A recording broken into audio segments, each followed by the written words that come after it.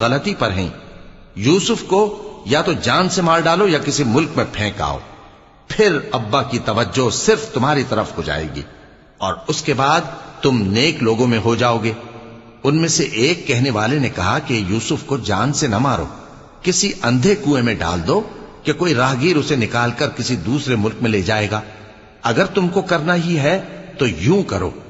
یہ مشورہ کر کے وہ اپنے والد سے کہنے لگے کہ ابا جان، کیا سبب ہے کہ آپ یوسف کے بارے میں ہمارا اعتبار نہیں کرتے، حالانکہ ہم اس کے خیر خواہ ہیں؟